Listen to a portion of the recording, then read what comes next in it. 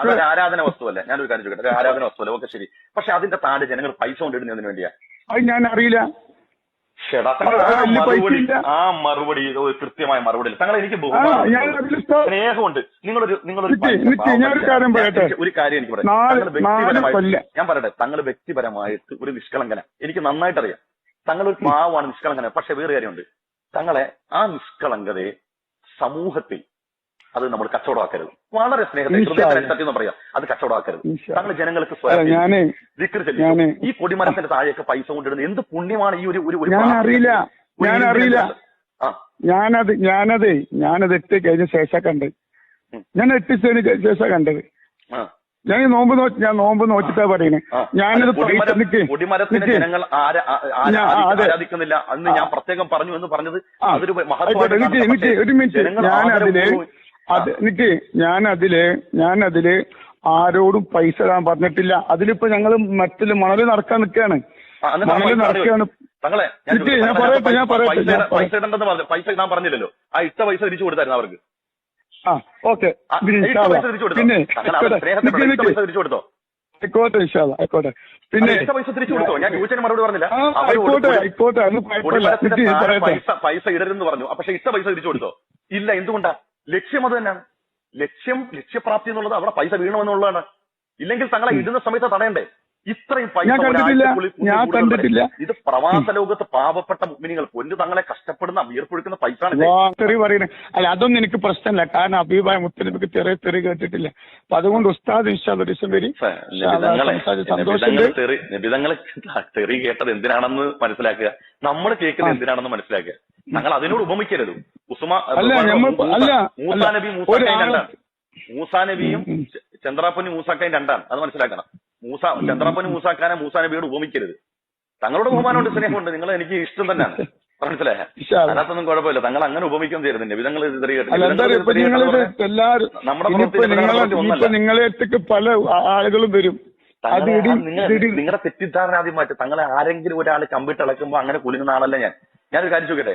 ഈ കാലം അത്രയും സോഷ്യൽ മീഡിയ, ഞാൻ ഒരു 2 കൊല്ലത്തിനടുത്തേ ഉള്ളൂ. ഈ കാലം അത്രയും തങ്ങളുടെ വീഡിയോ ഞാൻ സോഷ്യൽ മീഡിയയിൽ ഈ സജീവമായിട്ട് 2-2.5 കൊല്ലമായിട്ട് സജീവമായിട്ട് കാണുന്ന ഒരാളാണ്. ഈ പലതും കാണുന്നുണ്ട്, പലതും കേൾക്കുന്നുണ്ട്. പക്ഷേ 3 കൊല്ലം മുമ്പുള്ള വീഡിയോ കിട്ടിയേ. ഓക്കെ, തങ്ങളെ ഞാൻ പ്രതികരിച്ചിട്ടില്ല. ഞാൻ ഇപ്പൊ പ്രതികരിക്കേണ്ടി വന്ന കാര്യം പറഞ്ഞില്ലേ. 3 കൊല്ലമാണെങ്കിലും 10 കൊല്ലമാണെങ്കിലും ഒരു സഹോദര സമുദായത്തിൽപ്പെട്ട ഇസ്ലാമിനെ പഠിച്ചുകൊണ്ടിരിക്കുന്ന, ഇസ്ലാമിന്റെ ലീഡേഴ്സിനെ കുറിച്ച് കൃത്യമായി പഠിക്കുകയും എഴുതുകയും ചെയ്യുന്ന ഒരു സഹോദര സമുദായത്തിൽപ്പെട്ട ഒരാൾ വീഡിയോ അയച്ചെന്നിട്ട് പറഞ്ഞു, എന്താണ് ഉസ്താദ് ഈ മതത്തിന്റെ കേരളത്തിലെ അവസ്ഥ എന്ന് പറയുമ്പോൾ ഞാൻ അതിനോട് പ്രതികരിക്കണ്ടേ? എന്റെ മനസ്സിൽ സ്വാഭാവികമായി വൈകാരികത ഉണ്ടാവില്ലേ? എന്റെ മതത്തെ അവഹേളിക്കുന്നതിനോട് വൈകാരികത ഉണ്ടാവില്ലേ? അല്ല പൊന്നു തങ്ങളെ, എനിക്ക് നിങ്ങളോട് ദേഷ്യമൊന്നുമില്ല. നിങ്ങൾ ഈ രണ്ടാമത്തെ കാര്യം, നിങ്ങൾ തങ്ങളൊന്നും നിനക്ക് എന്നോട് ദേഷ്യപ്പെട്ടാൽ ഞാൻ തിരിച്ച് ദേഷ്യപ്പെടത്തില്ല. പക്ഷെ വേറെ ഞാൻ മറുപടി പറഞ്ഞിരിക്കും. അസ്സലാമു അലൈക്കും വറഹ്മത്തുള്ള. നമ്മുടെ നൂറെ ഹബീബ് തങ്ങളുടെ വീടിൻ്റെ മുറ്റത്ത് നല്ലൊരു കൊടിമരം നാട്ടുകയും ആ കൊടിമരത്തിന് ചുറ്റുഭാഗത്തും ഒരു തിണ്ട് പിടിക്കുകയും ആ തിട്ടിൻ്റെ ഉള്ളിലേക്ക് ജനങ്ങൾ കൊടുന്ന് കാശ് ഇടുന്ന ഒരു വിഷയം, അത് നമ്മുടെ അൻസാരി ഉസ്താദ് സയ്യിദ് അവരുകളെ ഫോൺ ചെയ്തുകൊണ്ട് റെക്കോർഡ് പുറത്ത് വിട്ടു. അവർ രണ്ടുപേരും രഹസ്യ സംഭാഷണം അത് അൻസാരി സൂരി ഉസ്താദ് എന്ത് ചെയ്തു, പുറത്തു വിട്ടു. അത് ഒരു ശരിയല്ല എന്നുള്ള കാര്യം, അത് വേറെ വിഷയം. പക്ഷേ ഇവിടെ ഈ കൊടിമരത്തിൻ്റെ ചോട്ടിൽ കാശിട്ട വിഷയവുമായി ബന്ധപ്പെട്ടുകൊണ്ടാണ് ആ സംസാരിച്ചത്. അതിൽ നമുക്കൊരു ചെറിയൊരു വിയോജിപ്പുണ്ട്. അതിലെന്താണ് വിയോജിപ്പ് എന്ന് പറഞ്ഞാൽ, ചില ആളുകളെ അന്ധമായി കൊണ്ടങ്ങോട്ട് വിശ്വസിച്ചാൽ പിന്നെ അവർ എല്ലാം ചെയ്യും അവിടെ. അത് ആ വ്യക്തി അതിനൊരു ഉത്തരവാദിയൊന്നുമല്ലല്ലോ. നൂറെ ഹബീബ് തങ്ങൾ അതിൻ്റെ ഒരു ഉത്തരവാദിയാണോ? അദ്ദേഹം അവിടെ ഒരു കൊടിമരം നാട്ടി, ആ കൊടിമരത്തിന് നല്ലൊരു തിണ്ടൊക്കെ പിടിച്ചു. ആ തിണ്ട് പിടിച്ചപ്പോൾ ഏതൊരു സഹോദരി അവിടെ വന്ന് അതിൻ്റെ ഉള്ളിലേക്ക്, ആ കെട്ടിലേക്ക് കാശിട്ടു. ഈ കാശിടൽ ഒരാൾ കണ്ടപ്പോൾ അവളും ഇട്ടു. അങ്ങനെ പിന്നെ അവിടെ കൂടിയ ആളുകൾ മുഴുവനും അതിലേക്ക് കാശിട്ടു.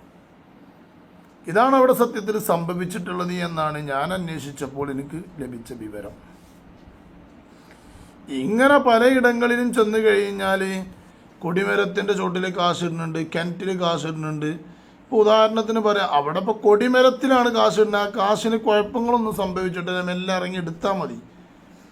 എന്നാൽ അപ്പം മടവൂര് CM വലിയുള്ളാൻ്റെ അവിടെ ചെന്നാൽ ഒരു കിണറുണ്ട്. മഖാമിലേക്ക് കയറുന്നതിൻ്റെ തൊട്ട് മുമ്പ് ഒരു കിണറുണ്ട്. ആ കിണറ്റിലൊന്ന് പോയോ കാണി. കുറച്ച് മുമ്പൊക്കെ അതിലേക്ക് ഇട്ടിരുന്നു, ഇപ്പം അടുത്തൊന്ന് കുറച്ചായി ഞാൻ പോയിട്ട്.